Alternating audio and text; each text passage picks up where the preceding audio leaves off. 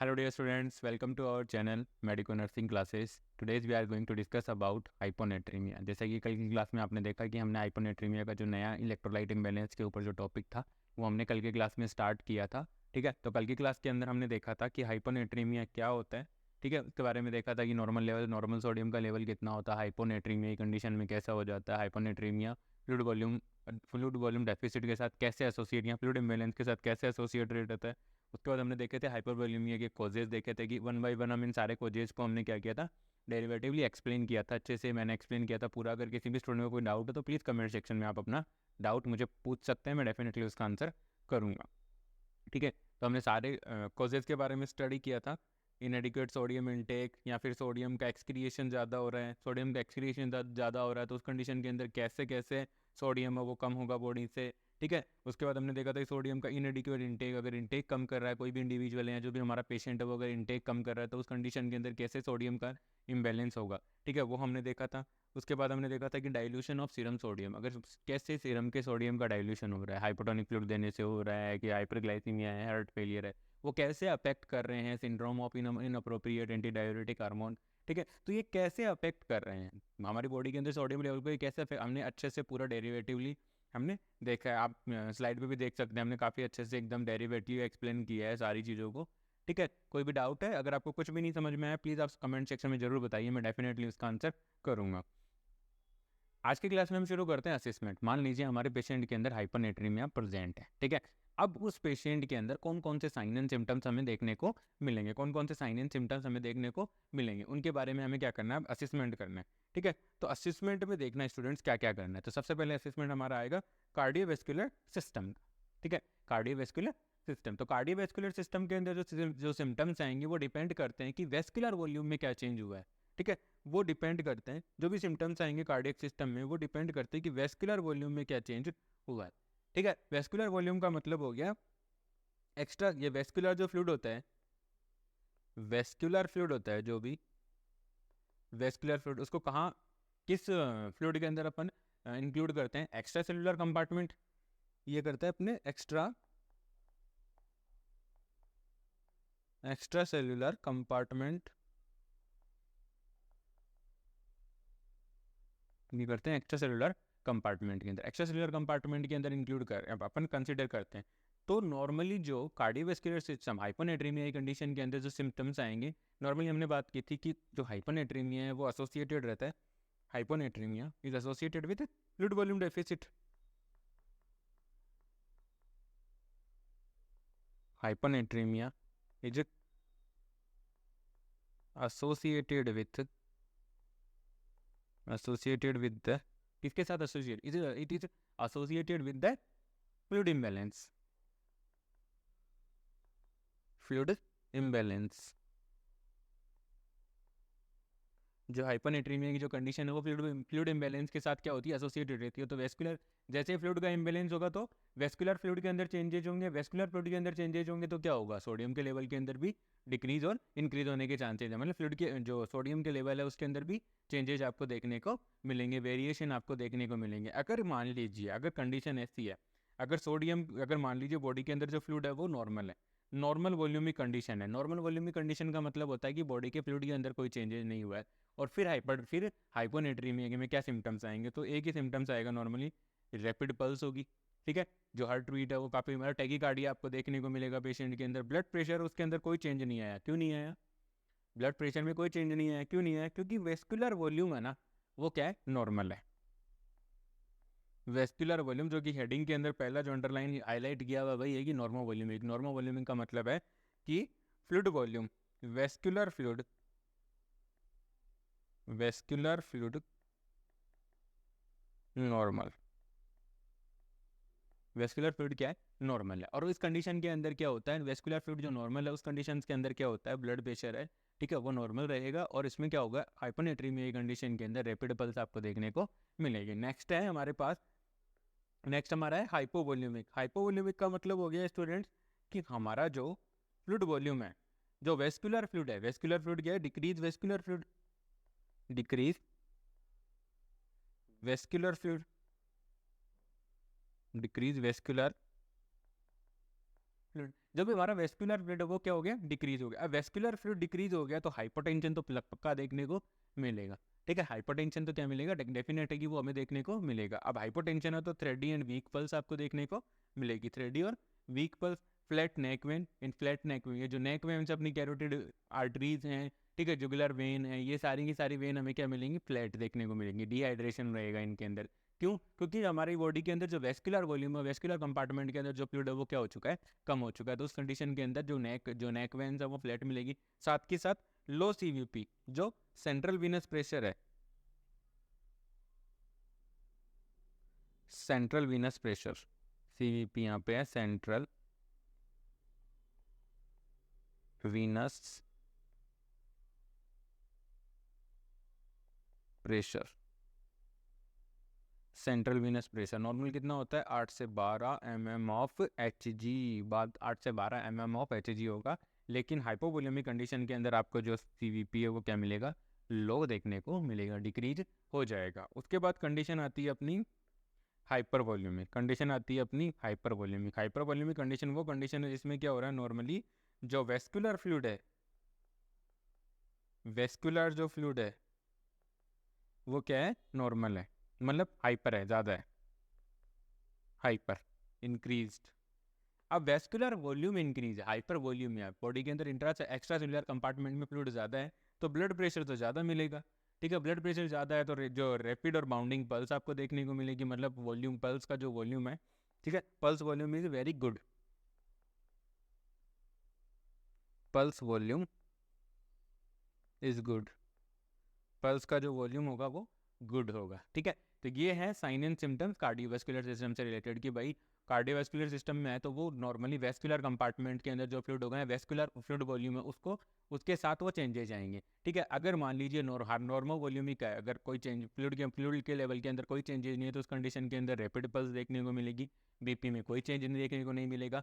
अगर पेशेंट के अंदर हाइपोवोलीमिया कंडीशन है, उस कंडीशन की वजह से hyponatremia condition, hypovolemia vascular fluid कम होने की वजह से सोडियम की कमी हुई है तो उस कंडीशन के अंदर हमें देखने को मिलेगा हाइपोटेंशन देखने को मिलेगा, फ्लैट नेक वेन देखने मिलेगी, थ्रेडी वीक पल्स देखने को मिलेगी। और सेंट्रल वीनस प्रेशर है वो भी 8 से 12 mm ऑफ Hg नॉर्मल होता है, उससे हमें क्या होगा, डिक्रीज सीम मिलेगा, कम देखने को मिलेगा। नेक्स्ट है कि हाइपर वॉल्यूमिक, जब बॉडी के अंदर वेस्कुलर कंपार्टमेंट के अंदर फ्लूइड है वो ज़्यादा हो गया, फ्लूइड ज़्यादा हो गया तो क्या होगा, अब सोडियम है वो क्या हो गया, डाइल्यूट हो गया। सोडियम डाइल्यूट होने की वजह से क्या होगा, वहाँ पे फ्लूइड ज़्यादा है तो हाइपरटेंशन देखने को मिलेगा। ठीक है, सेंट्रल वीनस प्रेशर है वो क्या मिलेगा, हमें इंक्रीज सेंट्रल वीनस प्रेशर मिलेगा, मतलब 8 से 12 mm ऑफ Hg तो नॉर्मल है तो हमें more than 12 mm of Hg देखने को मिलेगा जी। ठीक है, तो ये सारे हैं कार्डियोवास्कुलर सिस्टम के अंदर जो भी चेंजेज आते हैं, जो भी साइन एंड सिम्टम्स देखने को मिलते हैं इन केस ऑफ, किस केस के अंदर, इन केस ऑफ हाइपोनेट्रीमिया। ठीक है, अब रेस्पिरेटरी सिस्टम के अंदर क्या चेंजेस आते हैं स्टूडेंट्स, देखिएगा कि रेस्पिरेटरी सिस्टम के अंदर क्या चेंजेस आएंगे कि जैसे ही सोडियम, बॉडी के अंदर सोडियम की कमी हो जाती है तो क्या होगा, सोडियम पोटेशियम का जो चैनल है वो इम्पेयर्ड हो जाता है।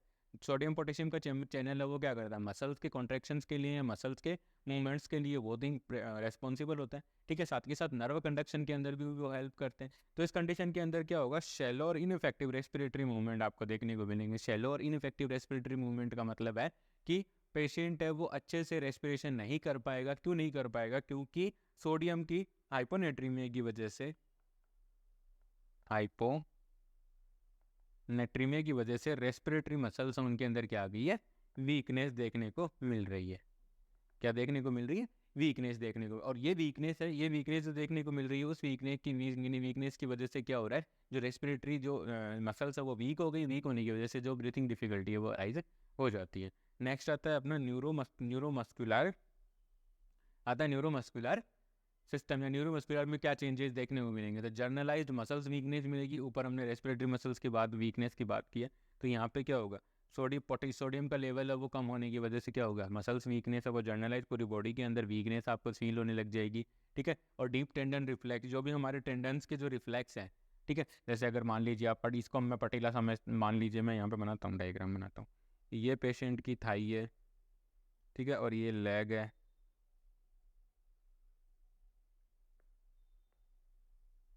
ये पेशेंट की थाई है और ये पेशेंट के लेग्स हैं।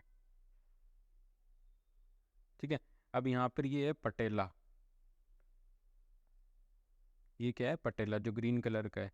ठीक है, अब अगर अपन यहाँ पे हैमर से चोट करते हैं, ठीक है, हैमर से चोट करते हैं, तो उस कंडीशन के अंदर क्या होगा, हैमर से अगर हम चोट करते हैं, ठीक है, हैमर से अगर चोट करेंगे तो क्या होगा, जैसे ही आप इस मूवमेंट में चोट करोगे तो यहाँ वाला जो नीचे वाला जो पोर्शन है, ये वाला पोर्शन मूव करेगा इधर की तरफ, बाहर की तरफ। तो ये डीप टेंडन रिफ्लेक्स आते हैं। ठीक है, बॉडी के सारे मसल्स के अंदर ये डीप टेंडन रिफ्लेक्स बाइसेप्स में, ट्राइसेप्स में आपको देखने को मिल सकते हैं, एचएलिएसिस टेंडन के पास आपको देखने को मिल सकते हैं। तो ये बहुत सारी जो डीप टेंडन रिफ्लेक्स होते हैं। ठीक है, और ये सोडियम की in case of hyponatraemia, in case of hyponatraemia, in case of hyponatraemia, in case of hyponatraemia की कंडीशन के अंदर क्या होता है, ये सारे के सारे रिफ्लेक्स हैं वो क्या हो जाते हैं, डिक्रीज हो जाते हैं, वो क्या हो जाते हैं, डिक्रीज हो जाते हैं। तो ये कंडीशन कहलाती है diminished deep tendon reflex. Next one changes आते हैं सेंट्रल नर्वस सिस्टम के अंदर, सीएनएस के अंदर कौन कौन से चेंजेज आते हैं। देखिए स्टूडेंट्स,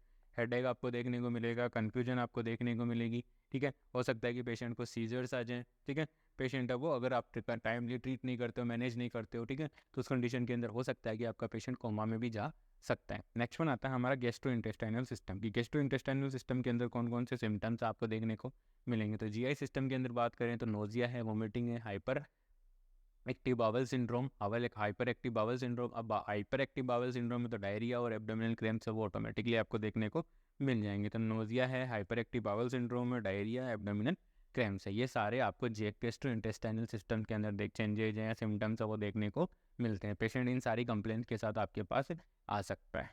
नेक्स्ट हम देखते हैं रीनल सिस्टम। तो रीनल सिस्टम के अंदर क्या हो गया, रीनल सिस्टम के अंदर क्या होगा, increase urine output. Urine output है वो इंक्रीज क्यों होगा, क्योंकि नॉर्मली हो सकता है कि जो हाइपरनेट्रीमिया की जो कंडीशन है वो कंडीशन किस वजह से हुई है, हाइपर वॉल्यूमिया की वजह से, हाइपर वॉल्यूमिया। अब हाइपर वॉल्यूमिया की कंडीशन है तो किडनी क्या करेगी, सोडियम का तो रीअब्जॉर्प्शन कर देगी, सोडियम का तो करेगी रीअब्जॉर्प्शन, सोडियम का तो करेगी रीअब्जॉर्प्शन, और वाटर का क्या करेगी, एक्सक्रिएशन, वाटर का करेगी एक्सक्रीशन, वाटर का कर देगी एक्सक्रिएशन, ज़्यादा वाटर की एक्सक्रीशन। तो ये सारे सिम्टम्स है, तो इस वाटर का एक्सक्रिएशन ज़्यादा करेगी तो क्या होगा, यूरिन आउटपुट क्या हो जाएगा, ज़्यादा आपको देखने को मिलेगा। स्किन की बात करें तो स्किन के अंदर जो म्यूकस मेम्ब्रेन है वो ड्राई मिलेगी। ठीक है, टंग है वो ड्राई मिलेगी, स्किन है वो पूरी तरह से ड्राई मिलेगी। नेक्स्ट है लेबोरेटरी फाइंडिंग्स की। लेबोरेटरी फाइंडिंग्स के अंदर कौन कौन से चेंजेस हमें देखने को मिलेंगे। तो लेबोरेटरी फाइंडिंग्स की स्टूडेंट अगर हम बात करें तो यूरिन की जो स्पेसिफिक ग्रेविटी है वो क्या हो गई है, कम हो जाएगी। ठीक है, in case of hyponatraemia urine की जो स्पेसिफिक ग्रेविटी है वो क्या हो जाएगी, कम हो जाएगी।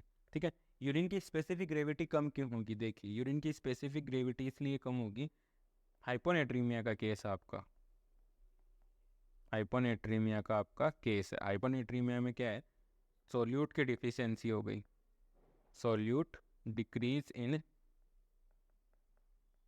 Extra cellular compartment, extra cellular compartment, solute decrease हो गए। अब सोल्यूट डिक्रीज हो गए एक्स्ट्रा सेल्यूलर कंपार्टमेंट में किसी भी इटियोलॉजिकल फैक्टर की वजह से, सोडियम हो वो सोल्यूट, यहाँ पे सोल्यूट का मतलब क्या है, सोडियम। ठीक है, सोडियम यहाँ पे क्या हो गया, कम हो गया। अब सोडियम के कम होने की वजह से क्या हुआ स्टूडेंट्स, सोडियम के कम होने की वजह से यहाँ पे स्टूडेंट्स आपको देखने को मिलेगा कि जो हाइपोनेट्रीमिया की कंडीशन है उसमें क्या हुआ, सोल्यूट कम हो गया, सोल्यूट कम हो गया तो क्या हो गया, एक्स्ट्रा सेल्यूलर कंपार्टमेंट के अंदर सोल्यूट कम हो गया तो क्या हो गया, सोल्वेंट बढ़ गया, सोल्वेंट है वो इंक्रीज हो गया। सोल्वेंट इंक्रीज भी हो सकता है और डिक्रीज भी हो सकता है, लेकिन सोडियम कम है, सोल्यूट कम है, तो वो कंडीशन क्या कहलाती है, हाइपोनेट्रीमिया। अब हाइपोनेट्रीमिया की कंडीशन के अंदर क्या होगा, यूरिन की स्पेसिफिक ग्रेविटी, अब स्पेसिफिक ग्रेविटी की हमने जब बात की थी, ठीक है, ऑस्मोलरिटी की हमने बात की थी कि जो भी कंसनट्रेट, जो भी सोल्यूट है उसका 1 किलोग्राम के अंदर कितना कितना सोल्यूट, 1 किलोग्राम के अंदर कितना सोल्यूट प्रेजेंट है वो उसकी ऑस्मोलरिटी कहलाता है, और वही उसकी स्पेसिफिक ग्रेविटी को डिनोट करता है। तो एक पर्टिकुलर अमाउंट यूरिन के अमाउंट के अंदर आप देखोगे कि सोडियम वो क्या हो गया, कम हो गया। पहले 100 ml यूरिन के अंदर मान लेता हूँ मैं 100 MEQ पर लीटर सोडियम था, 100 में 100 था, लेकिन अब 100 में सिर्फ 20 की MEQ पर लीटर सोडियम है। तो इसका मतलब क्या है, स्पेसिफिक ग्रेविटी, सोल्यूट कम हुआ, सोल्यूट कम हुआ मतलब हाइपोनेट्रीमिया हुआ, हाइपोनेट्रीमिया हुआ, तो यहाँ पर तो इस कंडीशन के अंदर 100 में 100 था तो स्पेसिफिक ग्रेविटी क्या थी, नॉर्मल थी, नॉर्मल स्पेसिफिक ग्रेविटी। और लेकिन 100 में जब 20 आया तो क्या हो गया, स्पेसिफिक ग्रेविटी क्या हो गई, डिक्रीज हो गई, डिक्रीज स्पेसिफिक ग्रेविटी। तो मैं आपको यही समझाना चाह रहा हूँ कि हाइपोनेट्रीमिया कंडीशन के अंदर कैसे स्पेसिफिक ग्रेविटी है वो कम हुई है, ठीक है। नेक्स्ट है सीरम सोडियम लेवल है। जब भी हम लेबोरेटरी में टेस्ट करेंगे, सीरम इलेक्ट्रोलाइट्स का टेस्ट करेंगे, तो सीरम सोडियम लेवल है वो हमें क्या मिलेगा, डिक्रीज ही मिलेगा। 135 मिली इक्विवेलेंट पर लीटर से वो हमें क्या मिलेगा, डिक्रीज ही मिलेगा सीरम सोडियम लेवल, ठीक है। स्टूडेंट्स, आई होप आपको मेरे द्वारा प्रोवाइड किए जा रहे लेक्चर वीडियो समझ में आ रहे होंगे। प्लीज़ अगर किसी भी स्टूडेंट को कोई डाउट है तो प्लीज़ आप मुझे कमेंट सेक्शन में ज़रूर पूछ सकते हैं, मैं डेफिनेटली आपका आंसर करूँगा। नेक्स्ट वाला इंटरवेंशन। इंटरवेंशन का मतलब है कि मान लीजिए आपके पेशेंट है, उस पर अब उस इंटरवेंशन मतलब है कि हाइपोनेट्रीमिया को ट्रीट करने के लिए हम क्या क्या करेंगे।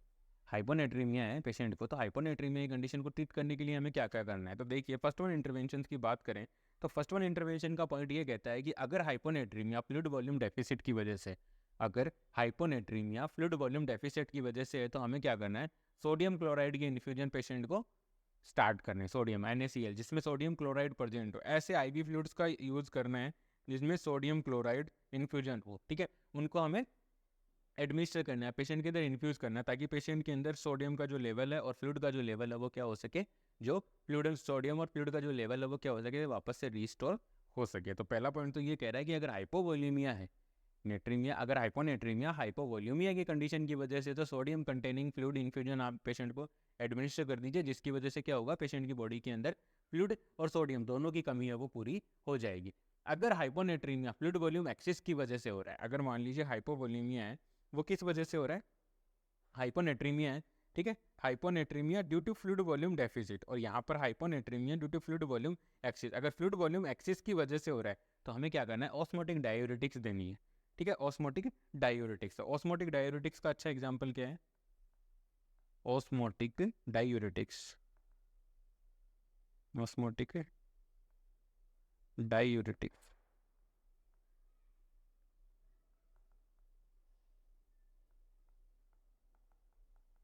ऑस्मोटिक डायूरेटिक्स, एस्मोटिक डायूरेटिक्स का अच्छा एग्जांपल है मैनिटोल।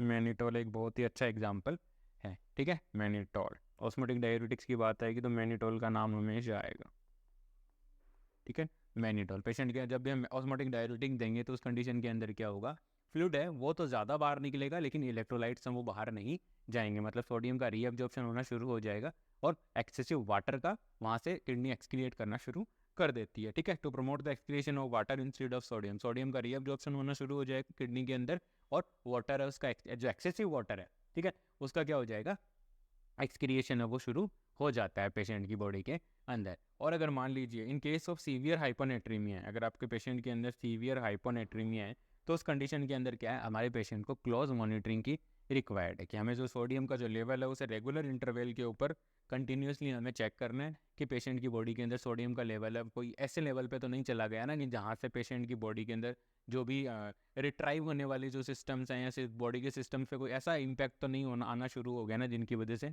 पेशेंट है उसकी डेथ हो सकती है। तो ऐसे सारी कंडीशंस को हमें मॉनिटर करना है। साथ के साथ हमें पेशेंट के न्यूरोलॉजिकल स्टेटस को क्या करना है, मॉनिटर करना है। न्यूरोलॉजिकल स्टेटस में हमें क्या करना है, डीप टेंडन रिफ्लेक्स वगैरह चेक करना है। साथ के साथ मसल्स, रेस्पिरेटरी मसल्स वो देखनी है, ठीक है। कन्फ्यूजन है, स्टूपर है, कोमा है, ये सारी चीज़ें तो पेशेंट के अंदर नहीं आ रही है ना, इन सबको इन सारे सिम्टम्स को हमें क्लोजली मॉनिटर करना है। अगर ऐसे सिम्टम्स अराइज हो रहे हैं तो हमें इमीडिएटली हेल्थ केयर प्रोवाइडर जो भी कंसल्ट डॉक्टर है उसको हमें इन्फॉर्म करना है और उनके जो भी ऑर्डर होंगे उनको आगे हमें फॉलो करना है। अगर हाइपोनेट्रीमिया है, ठीक है, हाइपोनेट्रीमिया की कंडीशन के अंदर एक सिंड्रोम होता है ऑस्मोटिक डीमाइलिनेशन सिंड्रोम। इंपॉर्टेंट है स्टूडेंट्स, याद रखिएगा, ध्यान रखिएगा, very most, osmotic demyelination syndrome. Osmotic demyelination syndrome क्या होता है, ये देखते हैं। Osmotic demyelination syndrome, osmotic demyelination syndrome की अगर आप बात करें स्टूडेंट, तो ऑस्मोटिक डीमाइलिनेशन सिंड्रोम की हम बात करें तो ऑस्मोटिक डीमाइलिनेशन सिंड्रोम कब होता है, जब हम जो हमारा हाइपोनेट्रीमिया या सोडियम के लेवल को हम इमीडिएटली करेक्ट करने की कोशिश करते हैं ना, तो उस कंडीशन के अंदर पेशेंट के अंदर क्या हो सकता है, ऑस्मोटिक डीमाइलिनेशन सिंड्रोम होता है, ठीक है, occur due to the rapid correction in the sodium level, ठीक है। Occur due to the rapid correction. अगर बहुत जल्दी हम सोडियम के लेवल को बैलेंस करने की कोशिश करें, करेक्ट करने की कोशिश करें, उसको सही नॉर्मल रेंज में लाने की कोशिश करें, तो उस कंडीशन के अंदर ऑस्मोटिक डीमाइलिनेशन सिंड्रोम आपको देखने को मिलता है। ठीक है, ऑस्मोटिक डीमाइलिनेशन सिंड्रोम का मतलब है, डीमाइलिनेशन से आप क्या समझते हैं? Destruction of the myelin sheath, destruction of the myelin sheath,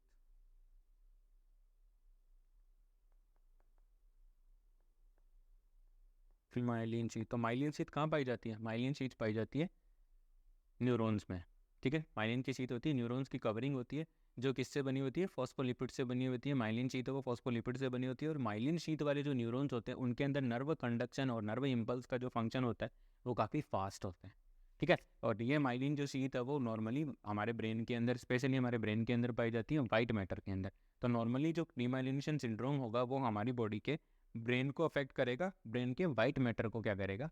affect करेगा। वहाँ पर क्या करेगा? डैमेज, वहाँ पर डैमेज करना शुरू कर देगा, मतलब डीमाइलिनेशन शुरू कर देता है। ठीक है, तो ऑस्मोटिक डीमाइलिनेशन सिंड्रोम कब होता है? जब हम पेशेंट के सोडियम को, मतलब हाइपोनेट्रीमिया कंडीशन को जल्दी से ट्रीट करने की कोशिश करते हैं। जो सोडियम का लेवल है उसके अंदर अगर हम रैपिड करेक्शन करने की कोशिश करते हैं, सोडियम के लेवल के अंदर हम क्या करते हैं?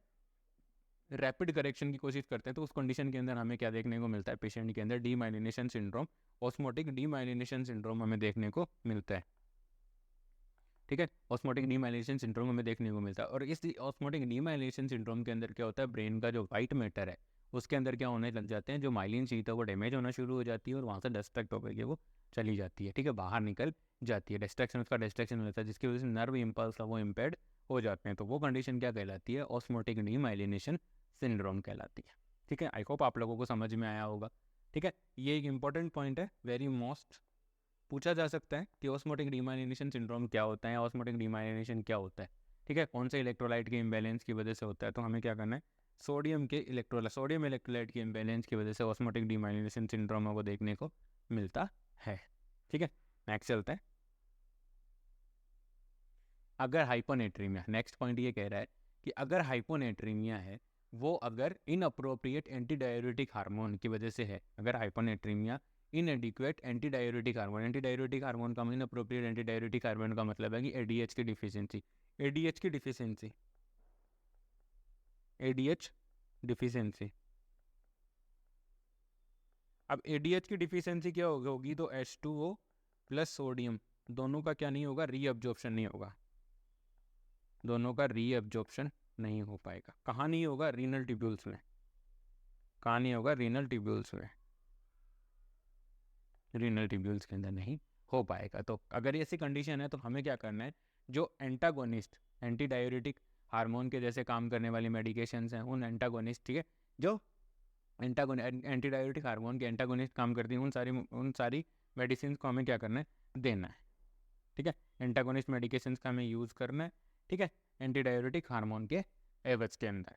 नेक्स्ट वन है कि हमें क्या करना है? पेशेंट को एजुकेट करना है। हमें क्या करना है? पेशेंट को एजुकेट करना है। हमें क्या करना होगा? पेशेंट को एजुकेट करना। पेशेंट को एजुकेट करना है किस चीज़ के बारे में? पेशेंट को एजुकेट करना है, पेशेंट को हमें एजुकेट करना है कि आपको क्या करना है? सोडियम के इंटेक को बढ़ाना है, ओरल सोडियम इंटेक को बढ़ाना है। ठीक है, सोडियम रिच फूड या सोडियम रिच डाइट आपको लेनी है। ठीक है, तो ये सारे हम पेशेंट को बताएंगे कि आपको सोडियम कंटेनिंग या सोडियम फूड रिच डाइट आपको कंटेन करनी है, ताकि आपकी बॉडी के अंदर जो हाइपोनेट्रीमिया है वो करेक्ट हो सके। ठीक है, अब सोडियम रिच जो फूड है वो है, सॉरी, सोडियम रिच फूड है तो उनकी बात करें तो सोडियम क्लोराइड है, टेबल साल्ट है, मिल्क है, फास्ट फूड है और ड्रिंकिंग वाटर है। तो ये सारे क्या हैं? सोडियम रिच हैं। इनका कंजप्शन ज़्यादा से ज़्यादा करना है, ताकि बॉडी के अंदर जो सोडियम है उसका लेवल जल्दी से जल्दी इम्बैलेंस है, वो जो इम्बैलेंस है वो करेक्ट हो, और जो सोडियम का लेवल है वो प्रॉपर एक बायोकेमिकल रेंज, जिसमें हमारी बॉडी की नॉर्मल फिजियोलॉजिकल फंक्शनिंग के लिए जितना रिक्वायर्ड है उस बायोकेमिकल रेंज के अंदर पहुँच जाए। ठीक है, नेक्स्ट है कि मान लीजिए हमारा कोई पेशेंट है वो लिथियम थेरेपी पे है। इंपॉर्टेंट पॉइंट है student, very very most important point. ठीक है, अगर हमारा patient, very very very most important point है। ठीक है, अगर हमारा कोई पेशेंट है वो लिथियम थेरेपी के ऊपर है, हमारा कोई पेशेंट किस पे है? लिथियम थेरेपी पे। तो लिथियम थेरेपी कब दी जाती है? In case of mood disorder, in case of mood disorder. Mood disorder की बात करो तो मेनिया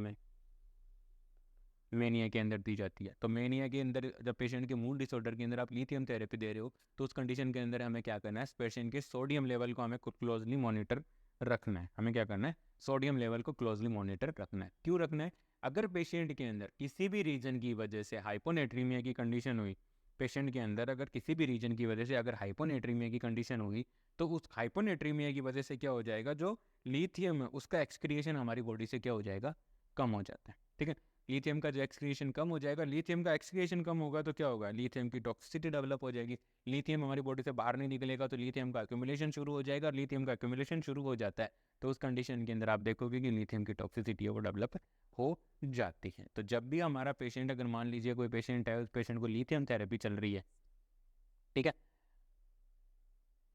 अगर हमारा कोई पेशेंट है और उस पेशेंट को अगर लिथियम थेरेपी चल रही है तो उस कंडीशन के अंदर हमें क्या करना है, पेशेंट को हमें क्या करना है, लिथियम थेरेपी है वो, जब भी पेशेंट को लिथियम थेरेपी चल रही है तो उस कंडीशन के अंदर हमें क्या करना है, पेशेंट के सोडियम लेवल को हमें क्लोजली मॉनिटर रखना है। ठीक है, ये क्वेश्चन बहुत बार एग्जाम्स में पूछा गया है, एम्स नर्सिंग ऑफिसर्स रिक्रूटमेंट में बहुत बार क्वेश्चन आता है कि अगर पेशेंट लिथियम थेरेपी पे है तो कौन सा इलेक्ट्रोलाइट है वो इम्बेलेंस होने के चांसेस है, सोडियम है। अगर सोडियम का लिथियम की थेरेपी, लिथियम की टॉक्सिसिटी कौन से इलेक्ट्रोलाइट के इम्बेलेंस की वजह से होती है, ये भी क्वेश्चन आ सकता है। तो सोडियम के इम्बेलेंस की वजह से होती है, क्यों, क्योंकि सोडियम लिथियम के एक्सक्रिएशन को प्रमोट करता है।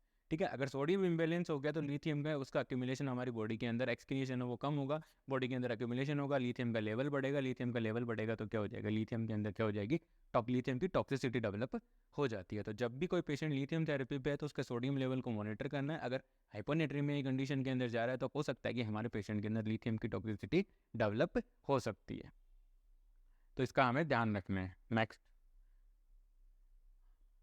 आज की क्लास में इतना ही। आई होप मेरे द्वारा प्रोवाइड किए जा रहे लेक्चर वीडियोस आपकी नर्सिंग ऑफिसर रिक्रूटमेंट एग्जामिनेशन है, MPCHO है, KGMU नर्सिंग ऑफिसर है, एम्स नॉर्सेट है, नॉर्सेट की प्रिपरेशन में आपकी हेल्प कर रहे होंगे।